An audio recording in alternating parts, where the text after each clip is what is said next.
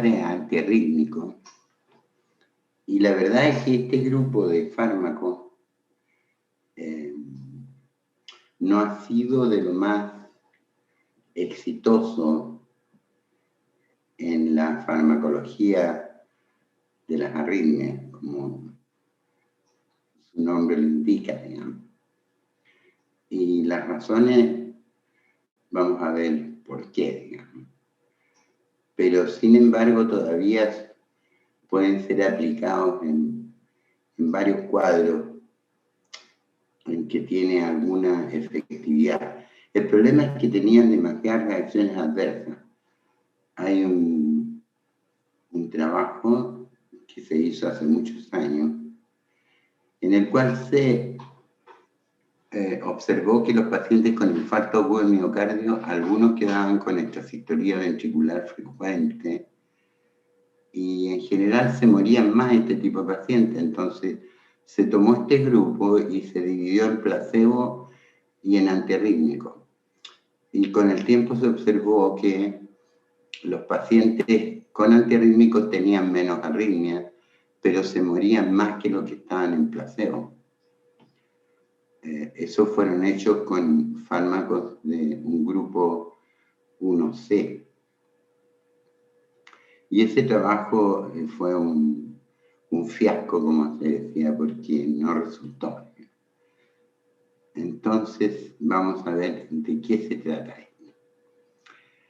Los antiarrítmicos son, digamos, usados en menos del 1% de las arritmias ventriculares y más o menos el 40% de las auriculares, especialmente en la fibrilación atrial postcardioversión cardíaca. Para mantener el ritmo sinusal, digamos, se usan estos antiarrítmicos. Pero ha habido disminución de su utilización desde la aparición de nuevos métodos que son cardiodesfibriladores, técnicas de ablación, marcapasos, etc. Estos fármacos actúan por medio de mecanismos moleculares, extra e intracelulares, fundamentalmente sobre canales iónicos. Entonces, sabemos de todo el intercambio iónico que existen en los potenciales de acción, y estos fármacos afectan las distintas corrientes de los potenciales de acción, modificando así, por ejemplo, fenómenos de actividad gatillada o frecuencia cardíaca elevada o reentradas, etc. Y aquí tenemos un esquema, que solamente es un esquema para ver que el asunto es bastante complejo, porque estos antiarrítmicos pueden actuar en cualquiera de estas corrientes que están presentes en el miocardio, digamos, ¿no? Ya sea corrientes de tipo lento o corrientes de tipo rápido. Existe una clasificación hace mucho tiempo que es conocida como clasificación de Vaughan-Williams. Esta fue modificada posteriormente por Kate y Harrison en años recientes, pero Vaughan-Williams clasifica a los antiarrítmicos de acuerdo a sus efectos electrofisiológicos y los divide en clases. Él estableció inicialmente 4 clases de antiarrítmicos.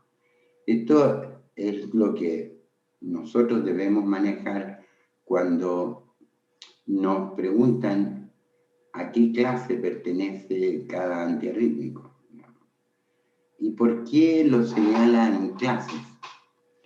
Primero, la clase 1 son fármacos que actúan a nivel de los canales de sodio, rápido, y los divide en 3 subclases, 1A, 1B y 1C.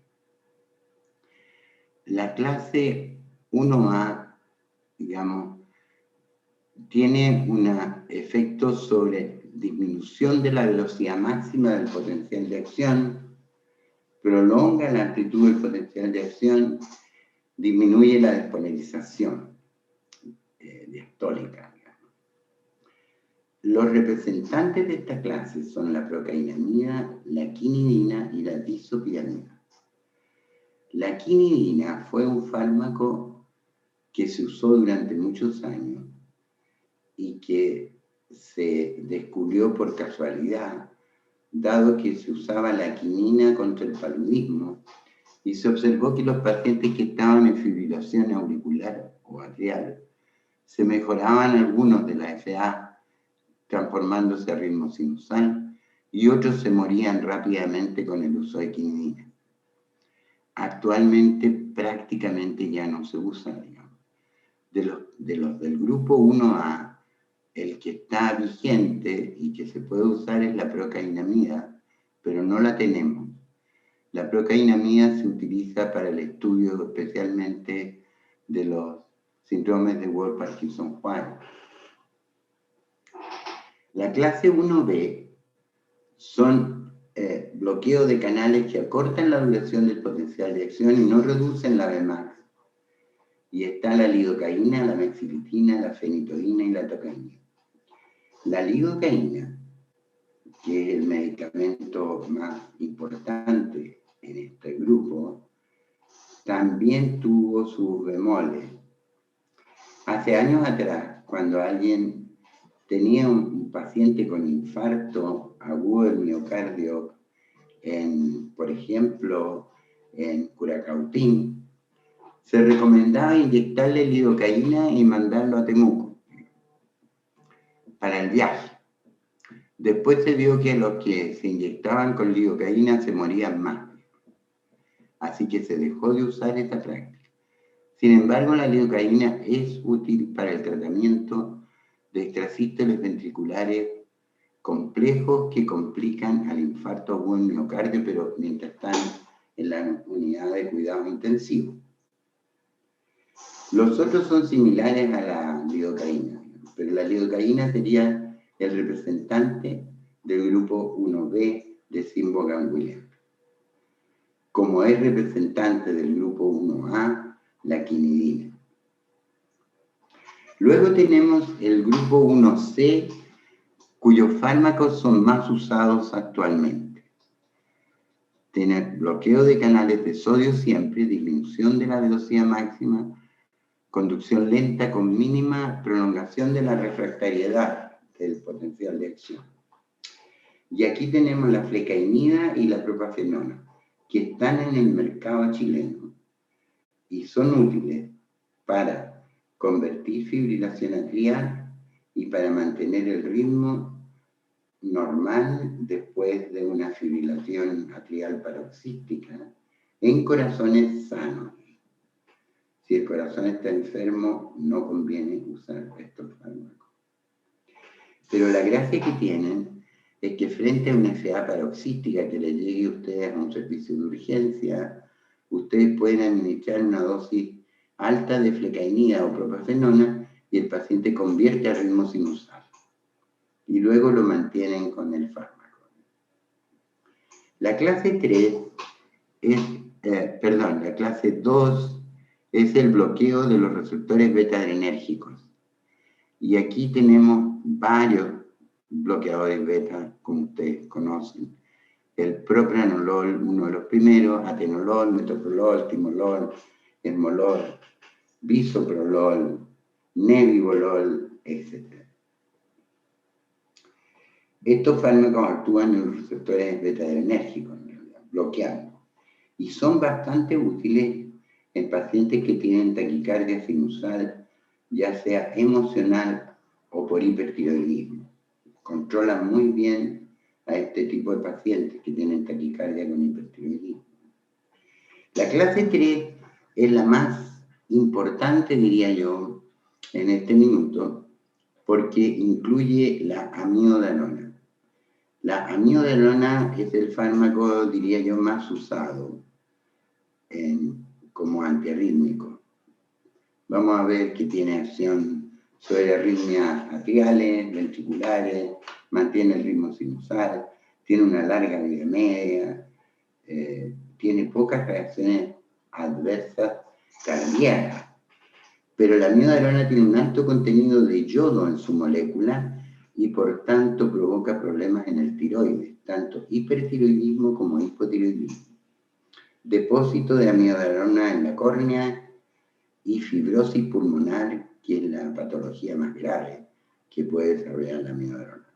Por lo tanto, su uso hay que mantenerlo en control al paciente cada 6 meses con determinación de hormonas tiroideas, con visita al oftalmólogo y radiografía de tórax. El sotalol, que estaba aquí en Chile, desapareció, era una alternativa a la amiodarona. Estos fármacos actúan en bloqueo de canales de calcio y prolongan la repolarización del potencial de acción. La amiodarona, además, tiene muchas acciones de los otros grupos. Tiene bloqueo del sistema nervioso autónomo, tiene bloqueo de canales de calcio, o sea, es múltiple, es un fármaco de acción bastante múltiple, digamos. Y finalmente, en la clasificación de Sismogan-Williams está el bloqueo de los canales lentos de calcio, en el cual están el verapamil, el diltiazem y el nifedipino. Al respecto, de los fármacos más usados como bloqueadores de canales de calcio está el verapamilo, que era, digamos, de primera elección en tratamiento de la taquicardia paroxística supraventricular, en forma inyectable. Pero cuando apareció la adenosina, el verapamilo pasó a otro lugar porque ocasionalmente provocaba paro cardíaco por detención de la actividad del nódulo sinusal. Así que debía ser usado en unidades de cuidado intensivo. Y ahora, después, esta clasificación de Sismogan-Williams agrega un grupo 4A, donde está el bloqueo de canales de calcio, y agrega el grupo 4B, donde está la adenosina, que es el fármaco de elección para el tratamiento de la taquicardia paroxística supraventricular. Aquí tienen ustedes solamente como información algunas características farmacológicas y de concentraciones terapéuticas de los fármacos antiarrítmicos. Tienen la amiodarona, observen la vida media entre 28 y 110 días, porque se deposita en el tejido graso. Entonces se mantiene durante mucho tiempo. Y hay algunos que son menos conocidos. Está el diltiazem, que lo usamos más bien en hipertensión o en angina. La flecainina, la lidocaína, la procainamida, digamos, el propranolol, la quinidina, que ya no se usa, el verapamilo, y después teníamos algunos otros, pero esos son los más importantes y es solamente una información para tener como consulta de cuánto se mantiene la vida media de estos fármacos. Ahora, los agentes de la clase 1A, que prolongan la duración del potencial de acción y disminuyen la velocidad de conducción, prolongan el periodo refractario atrial, ventricular y de Hipurkinje. Y están la procaína, la quinidina y la isopiramida, siendo la quinidina su representante fundamental, pero, como digo, de nulo uso, diría yo, actualmente. ¿Y el por qué? Es porque los pacientes que usaban quinidina tenían más riesgo de muerte, por una serie de razones que vamos a ver después. Dentro de ellos está vigente la procainamida, pero no la tenemos. Ahora los del 1B, donde está la lidocaína, que estos bloquean rápidamente los canales de sodio y lentifican la transmisión del impulso Pero estos fármacos no actúan a nivel atrial, a nivel auricular, solamente a nivel ventricular. Y la 1C, en la cual está la flecainida y la propafenona, que están en uso, como decía, tienen efectos en el bloqueo de canales inactivos de potasio a nivel ventricular y bloquean la duración del potencial de acción y el periodo refractario. Prolongan el PR y el QRS y no tienen efecto en la repolarización.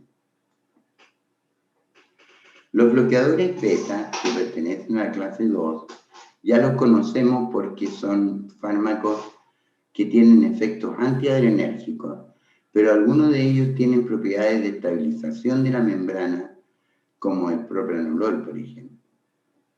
Son inhibidores competitivos de las catecolaminas y estos disminuyen la fase 4 de despolarización en células de marcapasos. Por eso es que producen bradicardia, o sea, disminuyen la frecuencia cardíaca. Y yo diría que son uno de los fármacos usados frecuentemente en pacientes que tienen taquicardias emocionales o tienen a veces estos sístoles auriculares o ventriculares y aminoran, aunque no hacen desaparecer la arritmia, pero aminoran la sintomatología. Y los bloqueadores de los canales de potasio, en los cuales está la amiodarona, ¿ya? Este fármaco que es como fundamental. Incrementan la duración del potencial de acción y prolongan el QT. El sotalol, que lo teníamos en Chile, era una alternativa a la amiodarona cuando la amiodarona provocaba algún problema de tiroides o algún problema pulmonar.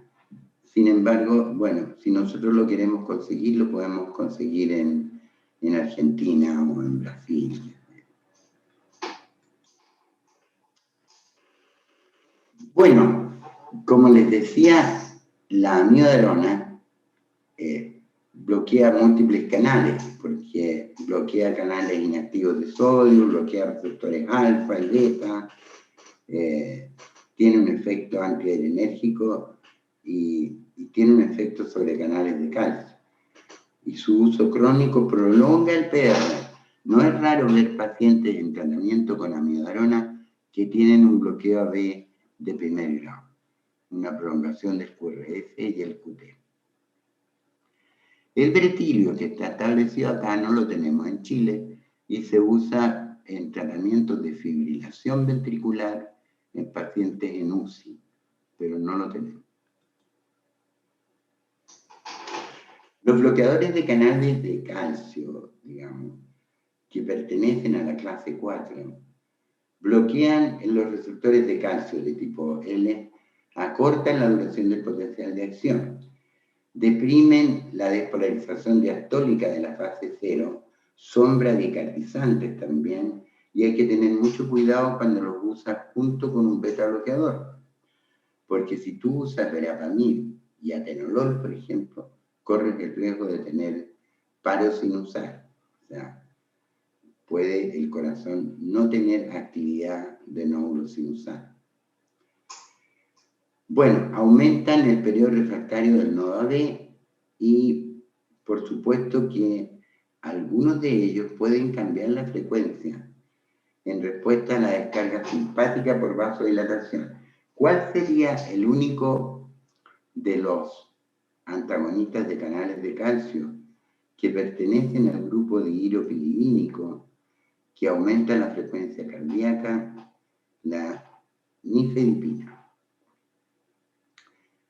Pero la nifedipina en el sujeto entero, o sea, en el animal entero, puede producir taquicardia porque como produce vasodilatación, por vía refleja se activa el simpático y aumenta la frecuencia. Pero si ustedes tienen un corazón aislado y le ponen nifedipina, el corazón disminuye su frecuencia. El diltiazem y el verapamil, en cambio, no aumentan la frecuencia cardíaca. O sea, si yo pregunto cuál de los antagonistas de canales de calcio Aumenta la frecuencia cardíaca por vías reflejas simpáticas, la nifedipina. La adenosina. Este es como el fármaco que nos saca de problemas en los servicios de urgencia. Es un fármaco que tiene una efectividad de más de un 95 o 97% en bloquear la taquicardia paroxística supraventricular, o sea, la convierte, digamos. Además sirve para hacer diagnóstico de otras arritmias porque como bloquea el nodo AB, se pueden observar ondas P a veces arriba y podemos hacer diagnósticos de flutter o de fibrilación auricular rápida, etc. Este aumenta la salida de potasio en el nódulo sinusal, en la aurícula y en el nodo AB. Tiene un efecto cronótropo y dromótropo negativo, o sea, disminuye la frecuencia y disminuye la velocidad de conducción. Aumenta el influjo de calcio y disminuye las concentraciones de AMP cíclico.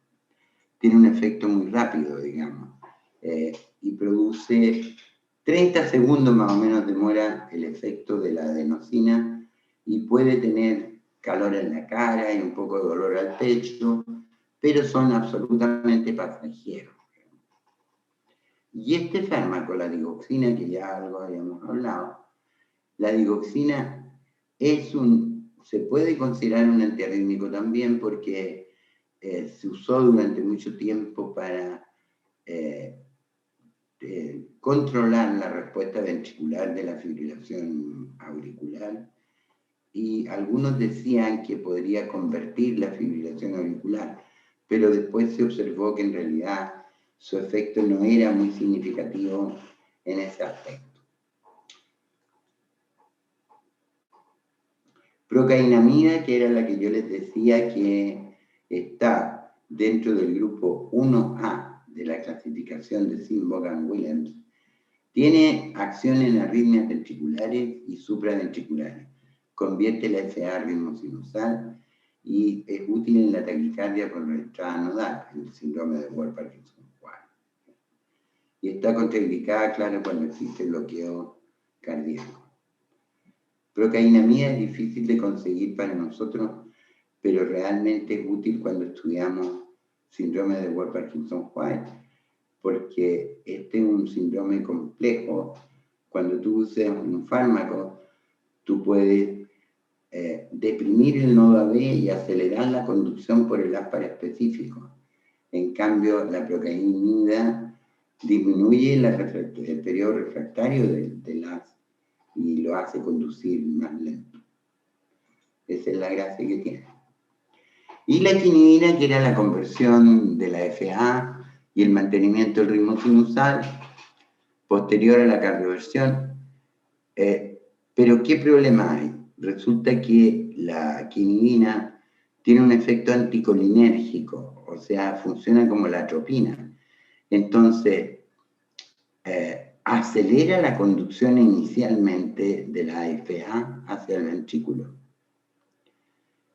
O sea, un paciente que tiene un FA y que estaba, por ejemplo, con 130 por minuto, le das quinidina y sube a 160 por minuto y tiene riesgo de hacer taquicardia ventricular por exceso de frecuencia cardíaca en el ventrículo.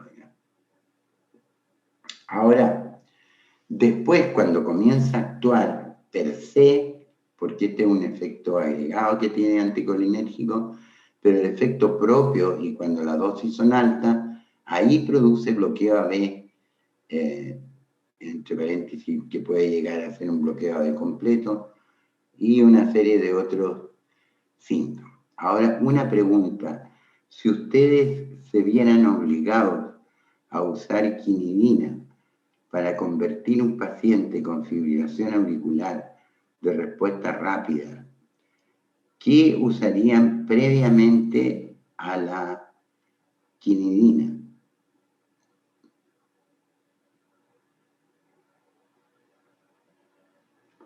¿A alguien se le ocurre?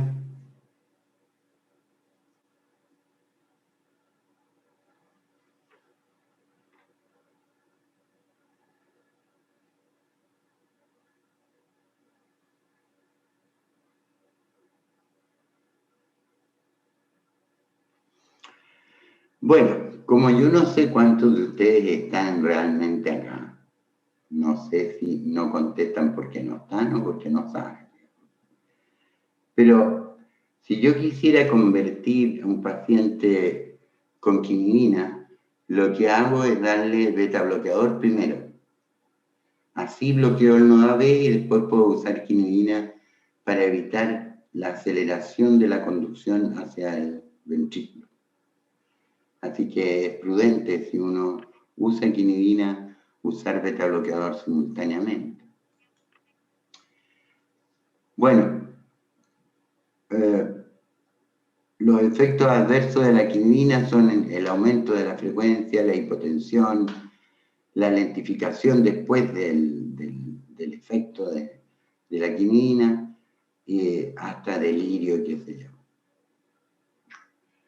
La lidocaína, que es la otra importante, se utiliza en las arritmias ventriculares y no es efectiva, como les decía antes, para el manejo de las supraventriculares.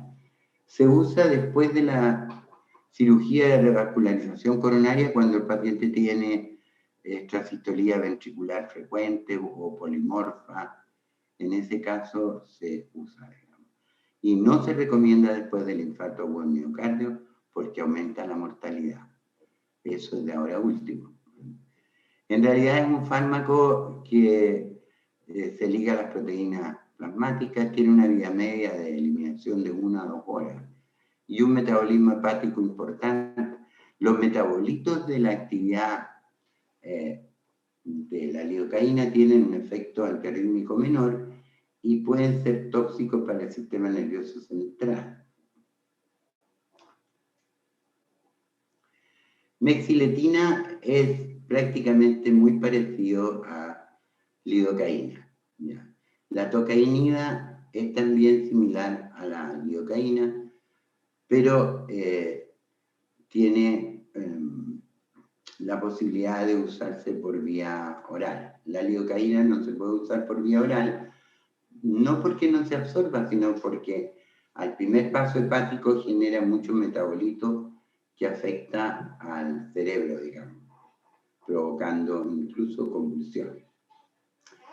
Y aquí sí hay que detenerse un poco porque este fármaco sí se usa.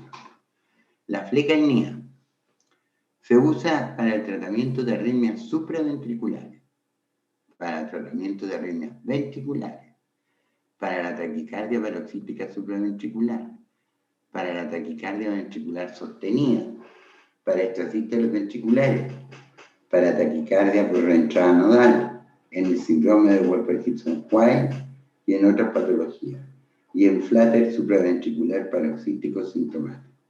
O sea, es un fármaco que tiene un amplio espectro de acción y no provoca los problemas que puede provocar la miodarona, pero sí hay que usarlo en corazón sano.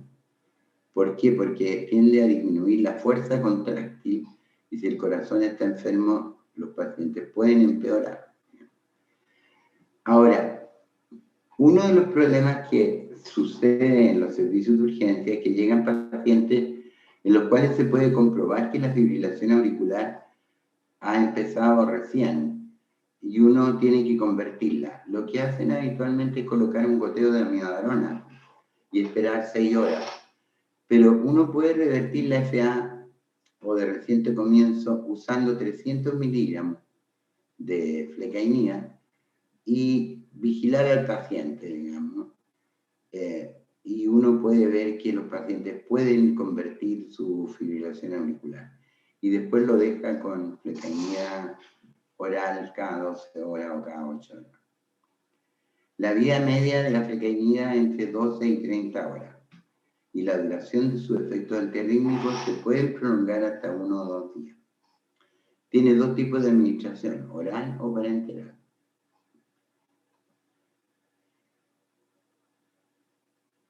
La propafenona, que es el otro fármaco que está en uso, también sirve para la fibrilación auricular paroxística, las supraventriculares, las ventriculares, la FA de inicio reciente después de la cirugía cardíaca. Es común que los pacientes después de la cirugía cardíaca hagan fibrilación auricular paroxística y pueden ser tratados con propranolol, o con amiodarona o con flecainida. Y la amiodarona, este es un fármaco sí de amplio espectro. Puede ser usado en arritmias ventriculares, arritmias supraventriculares, reentrada nodal, prevención de la FA después de la cirugía cardíaca. Su absorción es lenta por vía oral y el nivel plasmático 5 a 7 horas por vía oral, pero con inicio de acción de 2 a 3 días. ¿Por qué? Porque primero se deposita en el tejido graso, tejido silente. Ahí se rellenan ese tejido y después comienza a aumentar el nivel plasmático. Se acumula en el tejido adiposo, en la piel y órganos de alta perfusión. Circula 96% ligada a las proteínas plasmáticas. Tiene un efecto, uno de sus metabolitos tiene efectos antiarrítmicos, es excretada por el hígado de la bilis, su excreción renal es menor y su vía media de eliminación es de 2,5 a 10 días. Y los efectos antiarrítmicos pueden ocurrir meses a semanas después de suspender el tratamiento, dependiendo de si el sujeto es gordo o si el sujeto es flaco. Si es gordo va a tener mucha amiodarona depositada y va a tener efectos prolongados. La administración parenteral de amiodarona, o sea, inyectable, tiene una distribución rápida, ¿sí?, con inicio de acción en horas. Y realmente, si uno quiere una acción más rápida, tiene que usarla por vía intravenosa. Algunos efectos adversos son la vasodilatación periférica, acuérdense que bloqueaba el sistema nervioso autónomo, bradicardia, alteración en la conducción, inótropo negativo. En los pacientes con insuficiencia cardíaca hay que tener cuidado por el efecto inótropo negativo. Bueno, algunos efectos adversos, digamos. Su interacción con betabloqueadores con diltiazem y verapamilo, toxicidad pulmonar, más común con terapia crónica. No se va a producir la toxicidad pulmonar si la usan un par de días. Los pacientes pueden tener tos, fiebre, disnea, hipoxemia, cambios en la radiografía y pueden producir la fibrosis pulmonar, hipotiroidismo, hipertiroidismo por conversión periférica de T3, digamos. Bueno, dado que tenía este inconveniente, a los farmacólogos se les ocurrió diseñar un fármaco parecido a la amiodarona que llamaron dronedarona. La dronedarona, por ejemplo, no tenía efectos sobre hormonas tiroideas, no provoca fibrosis pulmonar, tenía una serie de ventajas con respecto a la amiodarona, ¿ya? Pero ¿qué ocurrió? Que el efecto clínico no fue el esperado. Porque, por ejemplo, aquí hay propiedades compartidas con la amiodarona, actividad isquémica, antiinflamatoria, sin demasiada influencia en la fracción de eyección del ventrículo izquierdo, bloqueaban los canales de potasio, bloqueaban sodio, bloqueaban simpático, bloqueaban de calcio, pero no había efectos sobre las hormonas tiroideas, no provocaba fibrosis pulmonar y tenía una semivida plasmática inusualmente larga. Pero, como digo, la Agencia Española de Medicamentos comunica a los profesionales sanitarios nueva información disponible sobre la evaluación de la relación beneficio-riesgo del medicamento dronedarona. Los datos derivados del ensayo clínico FAIA, interrumpido debido al incremento de riesgo cardiovascular, están siendo evaluados por el Comité de Medicamentos Humanos. Así que, mientras tanto, no se recomienda el uso de dronedarona. Pero era una alternativa a buscar. El sotalol, que lo teníamos acá, tenía el mismo uso de la amiodarona, pero contraindicado en el asma porque es un beta bloqueador también, pero un beta bloqueador con propiedades de Symphoganglian 3, o sea, alarga la duración del potencial de acción. Tiene efecto inótropo negativo, como todo beta bloqueador, bradicardia, bloquea B y broncoespasmo. Los beta bloqueadores que se usan, como ustedes saben, en pacientes con tirotoxicosis que tienen frecuencias muy elevadas, o en el estrés quirúrgico, o en el feucromocitoma, que es un tumor de las glándulas suprarrenales que da crisis hipertensiva. Está indicado en el control de la frecuencia cardíaca en la fibrilación auricular. Hay pacientes con FA que tienen una respuesta ventricular muy acelerada y responden muy bien al beta bloqueo. El esmolol y el propranolol en arritmias supraventriculares. El esmolol es de acción intravenosa y de acción corta. Y una de las cosas interesantes que se ha visto es que el uso de beta bloqueadores después del infarto agudo del miocardio previene la muerte súbita. El labetalol, que es un bloqueador alfa y beta, también es útil en las arritmias ventriculares asociadas con preeclampsia, sobre todo. Y los bloqueadores de canales de calcio, tenemos el verapamilo, el diltiazem, el nifedipino. El verapamilo y el diltiazem están indicados en las arritmias supraventriculares por la entrada. Y la verdad es que son bastante útiles para frenar una taquicardia paroxística supraventricular. La convierten 95%, parecido a la adenosina, pero con más riesgo. Y también se usan para frenar la respuesta ventricular en el flatel atrial o en la FA. Entonces aquí estamos hablando de una arritmia que es la fibrilación auricular, que da problemas porque puede ser de respuesta ventricular muy rápida, o puede ser de respuesta ventricular lenta, o puede alternar respuesta ventricular rápida con lenta. Entonces hay que tener mucho cuidado cuando tú disminuyes la respuesta ventricular y el paciente espontáneamente tiene respuesta lenta, puede hacer bloqueo de la FA. Y eso complica un poco las cosas. Bueno, los efectos adversos son los conocidos que pueden producir efectos inótropos negativos y especialmente pueden producir edemas periféricos. Sobre todo la nifedipina, que no se usa como antiarrítmico, pero sí como antihipertensivo. Uno de sus problemas fundamentales es el edema de las extremidades inferiores. La adenosina tiene indicación en la taquicardia supraventricular de reentrada y sirve como diagnóstico para diferenciar una taquicardia supraventricular de un flatter y es útil en las taquicardias ventriculares para diferenciar, digamos. Tiene 30 segundos de vía media metabolizado a inosina por la acción de una deaminasa y la cafeína y la metilsantina bloquean el receptor de adenosina y aumentan su requerimiento. O sea, si el sujeto toma mucho café antes, la adenosina va a tener que ser de mayor dosis. Aquí hay otro cuadro que solamente como información que está en el Goodman y Gilman sobre distintos parámetros de farmacocinética de los antiarrítmicos.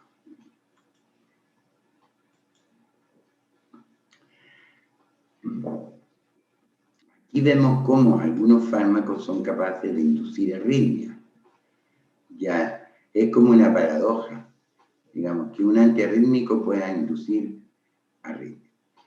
Y casi terminando, veamos qué pasa con las arritmias y el embarazo. Porque no es raro ver pacientes embarazadas que tienen arritmias. La verdad es que no se ha demostrado ningún antiarrítmico que pueda ser útil y safe, digamos, seguro para las pacientes que están embarazadas. Tal vez los beta bloqueadores pudieran usarse, digamos, pero no hay evidencia de que no puedan provocar problemas. Por ejemplo, la digoxina, bajo peso de nacimiento, el verapamil, hipotensión materna, bradicardia fetal, etcétera. O sea, la paciente embarazada es un problema para hacer el tratamiento. Y algunas contraindicaciones específicas de los antiarrítmicos. Por ejemplo, en la insuficiencia cardíaca no está indicada la flecainida ni la disopiramida. Ya se demostró que aumentaban la mortalidad. Cuando existe una disfunción del nódulo sinusal, no se puede usar diltiazem porque para el nódulo sinusal. Tampoco la amiodarona, los betabloqueadores.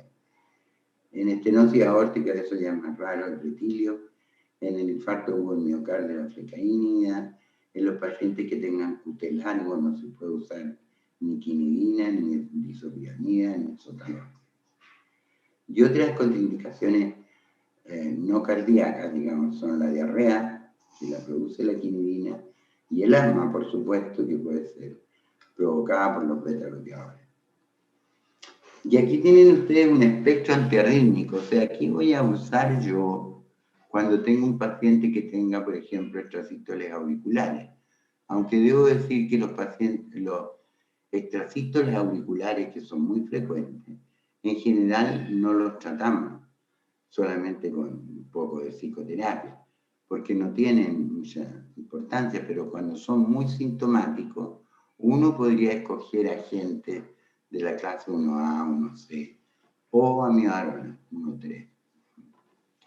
En la fibrilación auricular, agentes 1A, 1C y 3, que es amiodarona siempre. Si ustedes ven aquí, amiodarona está en casi todos, igual que los agentes 1C, me refiero a flecainida y propafenona. Por eso es que se los destaqué, digamos. Otras indicaciones, digamos, de los distintos antiarrítmicos en síndrome de Wolff-Parkinson-White, en prevención de taquicardia supraventricular, en arritmias ventriculares, pero siempre se va a repetir habitualmente flecainida, propafenona y amiodarona. Entonces, para utilizar los antiarrítmicos, debemos saber que estos tienen un rango terapéutico estrecho, que su toxicidad depende del mecanismo de acción y que pueden desencadenar nuevas arritmias. No siempre debe usarse tratamiento farmacológico. No siempre deben tratarse todas las arritmias. Y hay que identificar en ellos los factores desencadenantes de la arritmia, como puede ser la hipoxia, la isquemia, la baja de potasio, algunos fármacos como antihistamínicos o antibióticos. Y hay que establecer objetivos. Aquí está el estudio CAS, el fiasco del CAS, que mostró que en realidad los pacientes con antiarrítmicos se morían más. No hay que tratarlo todo, hay que identificar y combatir la causa desencadenante, que puede ser un problema coronario, y identificar a los pacientes en los que habrá beneficio. Entonces tenemos dos tipos. Hemos revisado el tratamiento medicamentoso, pero en este momento tenemos nosotros tratamiento de ablación, y esto lo voy a hacer un poco más rápido porque no está en los objetivos, sino que es para que ustedes conozcan nomás. Nosotros para estudiar una arritmia contamos con varios métodos. Desde luego la clínica es muy importante. Preguntarle al paciente cuándo tiene la arritmia, a qué hora, si le viene con el esfuerzo, si está en el reposo, etc. El electro de reposo es fundamental, porque para eso es lo que más sirve el electro de reposo para el diagnóstico de trastornos del ritmo. El test de esfuerzo para ver si la arritmia aparece con el esfuerzo, lo que sugeriría que tiene un componente coronario. Y si desaparece con el esfuerzo es porque tiene un componente vagal. El Holter de 24 horas, muy usado, porque resulta que la arritmia no es permanente. Los pacientes pueden quejarse que tienen palpitaciones en la noche. Entonces esto registra la actividad del corazón durante 24 o 48 horas. Hay un registro luz que se llama que se implanta debajo de la piel y puede registrar por semana la actividad cardíaca. Estos otros de variabilidad de frecuencia, dispersión de QT, técnica del Signac Average ya no se usa.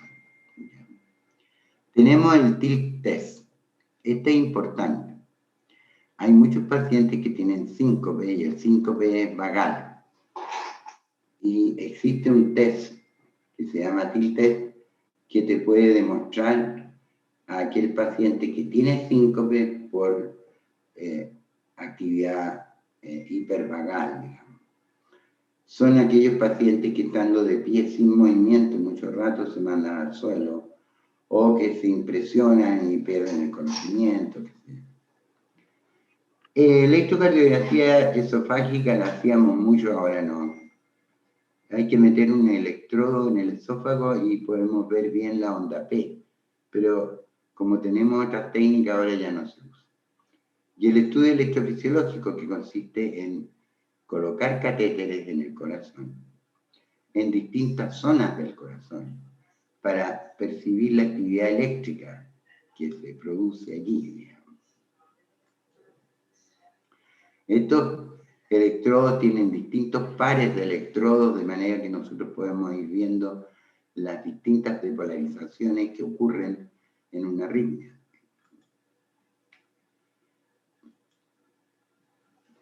Y nosotros podemos colocar un catéter de ablación que se calienta en la punta por corriente en radiofrecuencia, digamos, y podemos quemar las zonas que producen las arritmias. Este es un registro de His en el cual está a gran velocidad, 100, pero podemos reconocer distintas ondas acá. Es más complicado, digamos, porque reconocemos la secuencia de activación del impulso eléctrico, digamos. Podemos ver ondas de despolarización auricular, podemos ver el QRS y en este caso el His, por ejemplo. Y los sistemas más modernos son los de mapeo electroanatómico, que en realidad han sido fantásticos, porque ustedes pueden ver esto en 3 dimensiones en los sistemas de mapeo electroanatómico. Es como tener el corazón en la mano, digamos. Y ustedes pueden ver también hacia adentro, por ejemplo, en la aurícula izquierda, ahí dibujar eso. Claro, para ello se necesita, esto está en el hospital, con el cartón, con todo. Está en el centro de arritmia que dirigía antes Rodrigo Miranda, y que ahora lo está dirigiendo el doctor Negra. Pero ahí es donde se hacen los distintos procedimientos de fulguración. Y por supuesto, por ejemplo, aquí hay un procedimiento de tratamiento de la fibrilación auricular, quemando todos los sitios alrededor de las venas pulmonares por donde se sabe que se activan los potenciales que provocan la FA. O sea, pueden tener un tratamiento definitivo de la fibrilación auricular. Y algunas fotos sobre ritmo sinusal, sobre un electro normal, ¿no? Sobre artefactos que se pueden ver en el electro, espícula. Por frío, qué sé yo, bradicardia, por efecto amiodarona, digoxina, taquicardia, bloqueos AB, ustedes lo saben, este es un bloqueo AB de primer grado, con un PR muy prolongado. Aquí tienen un bloqueo de segundo grado, una P conduce, una no conduce, una conduce, una no conduce. Aquí tienen un bloqueo de rama derecha, con un bloqueo AB completo. Aquí se ve más claro el bloqueo AB completo. Observen ustedes las ondas P. Ninguna de ellas se transmite al ventrículo y escapa, como hablábamos ayer, escapan ritmos del GIS por la frecuencia, una frecuencia muy baja. Bloqueos de rama, bloqueo de rama derecha, bloqueo de rama izquierda, bloqueo AB completo. Y estos son los primeros marcapasos que habían, digamos. El paciente tenía que andar con esa máquina, versus los de ahora, que son marcapasos que son pequeños y que producen en el electrocardiograma la espiga de estimulación auricular o ventricular. Si es que son dobles o DDD, o pueden ser solamente ventriculares, dependiendo de la clínica del paciente. Incluso pueden tener 3 ondas cuando uno quiere resincronizar al paciente. Hay pacientes que tienen bloqueo completo a la izquierda y por esa razón pierden la sincronía del corazón y uno puede resincronizarlo y hacer desaparecer el bloqueo de rama izquierda con un marcapaso que se llama resincronizador. Algunos extrasístoles auriculares. La fibrilación auricular, en la cual hay ondas F finas. Una FA típica. Un flutter, que es la típica onda de serrucho, ¿no? Aquí lo tienen, flutter. El flutter es una macro reentrada que se puede tratar electrofisiológicamente quemando el piso y con eso se interrumpe la macro reentrada y se mejora el flutter. Esta es una taquicardia de complejo fino y es una taquicardia supraventricular. Aquí están las vías que podemos nosotros fulgurar cuando existen taquicardias por reentrada. Extrasístoles ventriculares, que también cuando son muy frecuentes se pueden fulgurar. La taquicardia ventricular, que es una de las arritmias más graves, digamos, con compromiso hemodinámico, generalmente relacionada con una cardiopatía muy severa, y por último la fibrilación ventricular, que significa paro cardíaco, que es esto, donde no hay actividad. Bueno, no sé si están ahí como para... ¿Alguien se aventura a hacer un diagnóstico de este electro?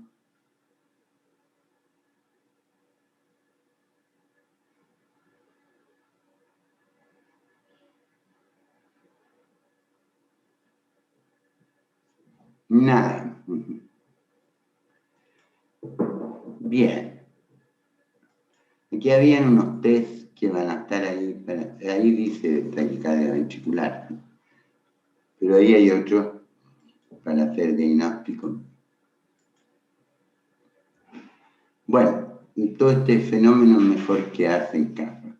Eso sería hasta el momento.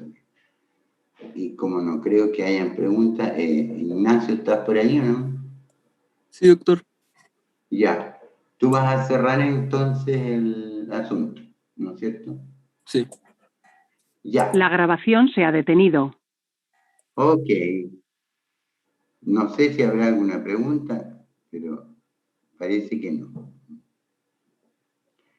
Ya, estaremos en contacto entonces cuando tengan que responder.